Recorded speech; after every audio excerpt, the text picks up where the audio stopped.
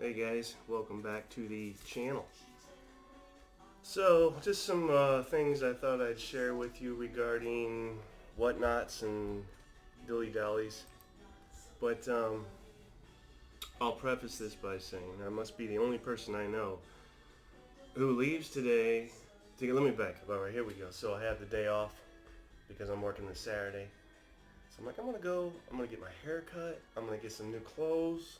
I want to start, maybe clean myself up a little bit. What happens? I come back with a rug. So, I only have myself to blame. It's not like there was some kind of like magic salesman that tricked me with pixie dust. I tricked myself, I guess. That said, I am now the proud owner of a new rug, which is really only something for the cat to puke on that it hasn't yet. So, I guess that's the only purpose the rug will really be serving. Although it's nice to look at for now. The floors on here are horrible. Just this god-awful Sylvia Plath depressing linoleum that is probably giving off toxic fumes as it deteriorates further. Nonetheless, enough of that. I'm doing well. Good to see you guys. Hope you guys are doing well. Also, this episode is sponsored by Icelandic chocolate. What is Icelandic chocolate, you ask? I don't know. But it looked pretty interesting, so I picked a couple of these up. Now, you're asking yourself, but wait, Jason, you don't do sugar. You're right, I don't. About 2.5, 3 years ago, I started the no/low sugar thing. However, of late, I've revisited certain things. That would be a mocha. I drank about a third of a mocha, which was pretty good. These cookies that I used to like back in the day, I had 2 bags of those now, and this is over the course of 2 weeks, and a brownie. And the brownie was, oh my god, the most beautiful, wonderful, best brownie I think I've ever had in my life. So, I've backslid, but I'm trying not to backslide too much. I'm still not doing soda, I'm still not doing a ton of stuff, etc. But, how do you pass up something called Icelandic chocolate? And if it makes me feel spiritually closer to Bjork, I'm all about it. Other than that, the first items of business consist of syphilis. No, that's a joke. The first couple of items of business consist of movies. Now, some of you may be aware of this. For those of you that are not, I will make you aware. Let's start with Ridley Scott. For those of you who don't know, Ridley Scott is the famous Blade Runner director, etc. Look him up if you're unawares. Now, the thing with him is, for whatever reason, he's has a fascination with Napoleon. And this is finally going to come to fruition in the form of a cinematic feature. You can look up, just type in anything along the lines of Ridley Scott and Kit Bag, which is the name of this upcoming Napoleonic feature. Why Kit Bag? That's a very good question. Kit Bag deals with a quote that states, in every soldier's, there's a staff, there's a staff in every soldier's kit bag. I don't know. Look it up. Look that up as well. I failed in that respect to relate the quote to you properly. Let that be a strike against me. So this feature, it looks like Apple Studios is backing it. And he was asked, he just did The Duelist, which he was irritated about because the generation that we are, well, not us in particular, perhaps the generation after me. I'm a Gen Xer, by the way. I'm not a millennial, so in reference to the millennials, he has stated that they have no attention span. In this last Duel movie he did, he was irritated because it didn't do as well as he thought it would, and he was told that it was a little too slow, a little too deep thinking, and I don't know that I agree with that. I haven't seen it, but I can tell you right now, I don't know that I agree with that. So yeah, Kit Bag boasts a script by David Scarpa, who previously worked with Mr. Scott on All the Money in the World. It says it's easily the kind of movie that traditional Hollywood studios used to make before they abandoned those in favor of franchise movies and superhero flicks. And I have to say, for one, I was sick of superhero movies when they started. I'm thoroughly sick of them now. There's an overabundance of them, and I'm sorry, but that's how I feel. Most of them are junk. The film will offer up a, quote, a look at Napoleon's origins and swift, ruthless climb to emperor, viewed through the prism of his addictive and often volatile relationship with his wife and only one true love, Josephine.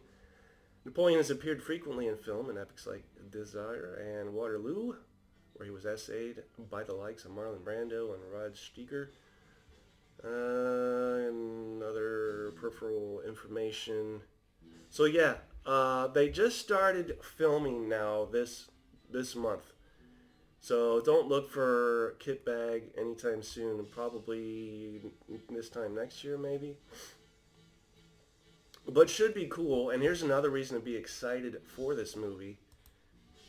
You should be excited. Am I even recording? Yes, I am. So you should be excited because, now here's one reason. Did I fail to say Joaquin Phoenix is going to play Napoleon? If I did, well, Joaquin Phoenix is going to play Napoleon. And that's, I'm very okay with that. I think he will do a fine job. He was also in, what was the movie? Why do I draw these blanks like this? Anyway, he was in a movie. Gladiator, thank you. Yes, thank you, Kat. He played somebody in Gladiator, did a great job. In fact, Scott has said he will do a sequel to Gladiator, but not until he does his Napoleon movie. So there's that. Now to back up to what I was saying there, here's 6 reasons to be excited for this Napoleon movie, because there will be featured 6 major battle sequences, 6 of them. That is gratuitous and appreciated and fantastic. No less than 6 battle sequences. I'll let you use your imagination in regards to what those will be. I'm sure something along the lines of you've got your Austerlitz, you've got your Waterloo, 1812. How do you ignore anything along those lines? That's half your battles right there.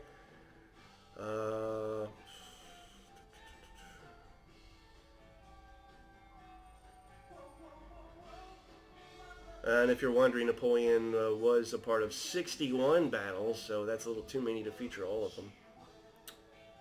Scott says the film has more than 150 speaking parts and will be filmed at multiple locations.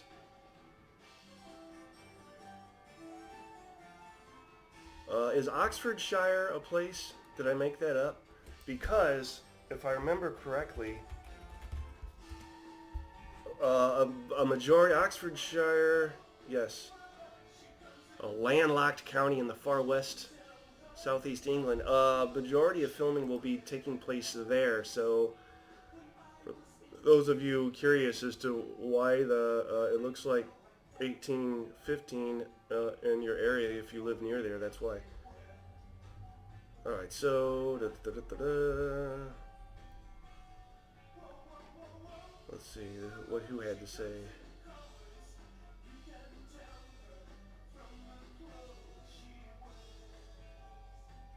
Well, the person that was playing Josephine, I think Jodie Comer, whoever the hell that is, I think she dropped out for various reasons. Nothing to do with the director or the movie. It was just had to do with scheduling things and COVID. She just couldn't squeeze another movie in the time frame that was required, and she was replaced with somebody else. I forget. Boy, I'm just full of information, aren't I? Scott is 84, so let's hope he hangs on long enough to finish this feature. 84 is not necessarily young and spry, but let's hope he can hang on and do that. So keep an eye out for more updates, not necessarily from me, but regarding this Ridley Scott Napoleon feature, which will be called, oddly enough, Kit Bag, which is from a quote that I can't get down right. So there's that. The other thing, and I have even less, if you thought there was oodles of information on that, I have even less information on this. Again, some of you may be aware that Stanley Kubrick was a ginormous Napoleon fan, and I talked about this a long time ago in another video, but came very close to filming his own Napoleon feature. and had like literally like card catalogs, a system of cards and card catalogs regarding information in just about every day of Napoleon's life. So, for instance, da da da day, such and such year, here is where he was, what he was doing, etc. Pretty elaborate research. Never came to fruition though, and I think part of that had to do with backing for that movie. Waterloo was released, and the amount of money spent versus the reception it got kind of scared off investors of Kubrick's feature. But it looks like HBO has talked with somebody. Is this Cary Fukunaga? No. Maybe.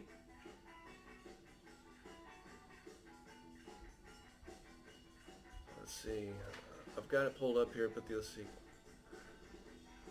Napoleon. Cary Fukunaga was supposed to direct with Steven Spielberg producing. Ever since then, radio silence. What exactly is going on with Napoleon, which is what it will be named? The project is still categorized as in development on its Internet Movie Database page, but with Fukunaga not even mentioned as the director, and yet Fukunaga is now telling Collider that it's still very much happening and that most of the episodes have already been written. Shooting could begin next year, and this article is from October of 2021. So shooting could begin this year for a I think it's 6-part, unless I'm just stuck on the number 6 because the number of battles being featured in the other one. So yeah, another Napoleon feature picked up by HBO and released to be determined in the future, but based loosely, I would presume, very loosely, on the screenplay that Kubrick, will you stop?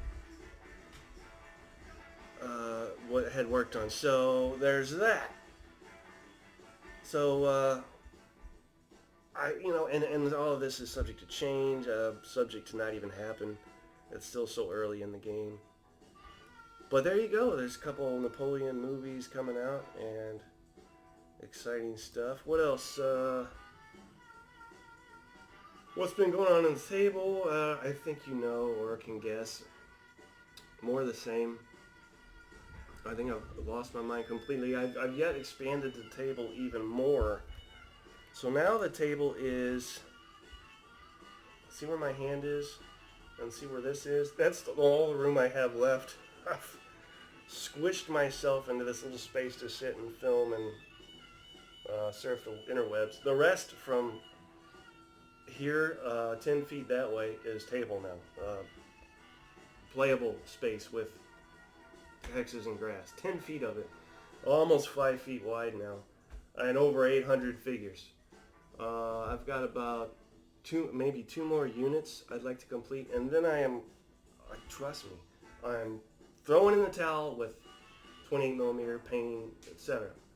I take that back. I have some rockets I ordered, but then I'm throwing in the towel. I think 800 is a lofty enough number. That's plenty enough units to flesh out the table. I've got 2 more 20-man units, 1 French, 1 British, that makes 40 to paint and throw out here. Those rockets, the British rockets, when they come in, it's just 3 of those rocket stands, and they were used at Waterloo. I think the story is such and such person, again, I forget his name, had asked Wellington, could he bring his rockets along with his artillery? And Wellington's like, hell no, screw your rockets. Kind of the same demeanor Napoleon was regarding that stuff. But it was, the legend goes that the guy was going to be so broken-hearted that Wellington finally said, okay, bring your stupid rockets. And, as it turns out, worked out to the Allies' favor because, let me think now, there was a charge by the British, and they got into trouble with some Lancers maybe, or some French Cuirassiers. Anyway, rockets were used to allow the retreat of these British, I think, cavalry that got a little overzealous and needed to pull back. the rocket batteries helped out and allowed them to do so in pretty good form. So anyway, I've got those coming. What else do I have on the table? I now have the farmhouse Layson set up. It's just, as you can see on my face, it's a dream come true. Looking at this stuff, I only ever was able to look at it in magazines or on other people's channels. It's now here. I've done it. And I did it legitimately with honor and pride because I built and painted all these myself. I didn't buy them ready to roll. I constructed everything. Very cool. Very proud of it. So, do I dare move this camera and try and show you? I dare. The brace for the worst, but here's my attempt to show you from my angle this table now. 10 feet by 5 feet, looking from Layson. I mean, my goodness. How cool is that? Just maybe, again, 20 units of French, 20 soldiers of British, and a couple rocket batteries, and I'm done. I'm throwing in the towel. That's plenty. I now officially, as of today, because I just finished another British artillery battery, so that makes 2 aside. I now officially have enough stuff to play out just about any scenario. Look at that, I'm over there. Just about any scenario I'd like to play using this Battles of Napoleon stuff I like. So there's that. Very exciting, cool stuff. It's I still pinch me, you know, am I dreaming? I can't, words cannot express. This is so amazing. What else? Epic Waterloo. I saw a picture on Warlord Games' site showing their product now in stock, which means they can start preparing to box and ship these things. So they have said things will ship around end of January, and I guess the reason I bring this up is because that will be the next segue or transition into the next thing I potentially immerse myself in. So yes, for the love of God, more Napoleonic stuff, but a smaller scale. I think this stuff's like 13.7, roughly 15 millimeter. Same table, but you're going to see hordes and masses and herds of these guys set up because I have ordered a ton of it. So we're talking, and the table's big enough now. I'm going to throw out one of these and film it. Legrand bottles from Commands and Colors. The table is now big enough to do that. In fact, it's bigger. It surpasses the Legrand battles requirements. So what you see here, I have more than enough to set that up, and I'll have enough troops to do that. Don't know about river stuff. I'm a little shy on the river requirements or streams, but I'll make it work, and it's going to be awesome. And just stay tuned for that. I'm not going to rush into it. I will not be painting those little dudes. They will stay stock red or stock black. The only thing I will consider doing is throwing a coat of flat or matte red or blue to take off the shine, and that's about it. I think I'll throw some potentially grass on the bases, but not painting these dudes like I did these guys. That's not happening. Promise. And the other thing regarding these board games, I have not forgotten about my one true love, which is ASL, and I try and keep up with that stuff. I think there's now, as far as what I'm behind purchase-wise, there's now a Winter Offensive bonus pack, an Oktoberfest pack, and Hollow Legions, the new edition of Hollow Legions. Hollow Legions has come out, and I should have gotten Hollow Legions, but I forgot that I had an issue with my card, which I hate when companies do this, but they keep it on file for the pre-order. And I'm sure that when they went to charge me, the card didn't work because I don't have that card anymore. So what should have been an unboxing and shipment didn't happen. So at some point down the road, I will pick up those 3 things because I want to continue to stay abreast of official MMP ASL product, and that's where I'm at with that. Love Arthur Lee Love in the background. Don't know if you can hear that. Good stuff. I don't know if I've mentioned this or not, but I found a podcast, a legitimate podcast. It's not on YouTube that I've been enjoying. This isn't what I'm going to talk about, but I've also been enjoying. See, a blank again. What's going on with that? Jesus. Anyway, whatever. Yorkshire Gamers, the Elite Big War Game podcast is enjoyable and worth checking out. Now, it's miniatures, but the shtick is he talks specifically about elite big battles, giant, enormous, gigantic battles, not skirmish stuff. Big blowout battles. That's the shtick. But his personality, his attitude is very upbeat and positive, and all this stuff that is appealing to the listener. So check that out, Yorkshire Gamers, our Elite Big podcast. It's entertaining stuff. He's got maybe just under a year under his belt of episodes, which comes out to maybe 6, 7, 8, who knows, something like that. So he's still relatively fresh and has that that gumption, go get him, and newness. That new car smell. His podcast still has that new car smell. The novelty hasn't worn off for him like it did with me after about, say, I made it 50-something episodes with that, but I think after about 40 or 45, you can tell the significance and decline of heartfelt dedication and interest that I had in doing that show. But anyway, check that out. Again, Yorkshire Gamers, their Elite Big podcast. Lots of fun to listen to, and can I think of the other one? I've already talked about it, so it's not like I'm doing the guy a big injustice. No, can't remember it. That's, whatever. Anything else that I can think of that I need to keep you guys informed of? Don't think so. The back thing is off and on, so if you notice lulls in any filming, that's probably why. It just sucks to sit at it for any length of time because the back hurts. So that it's stretching, it's heat pad, it's laying horizontal. I've been sick twice now, not with COVID, but non-COVID sick. There's still, people forget, yes, there's COVID, but there's still also your old school orthodox traditional colds and flus, and I've caught a couple of those now over the past 2 months, so there's been that. Work is what it is, which God, Jesus, I hate that saying, but it really is. Work, it is what it is. Work is the color red. No, work is like a cardboard box. It's geometric. It is what it is. You can say anything. It is what it is. It means nothing, yet we say it. And no worries. Here should be our collective New Year's resolution. We're not going to say it is what it is anymore. We're not going to say no worries anymore. We're not going to preface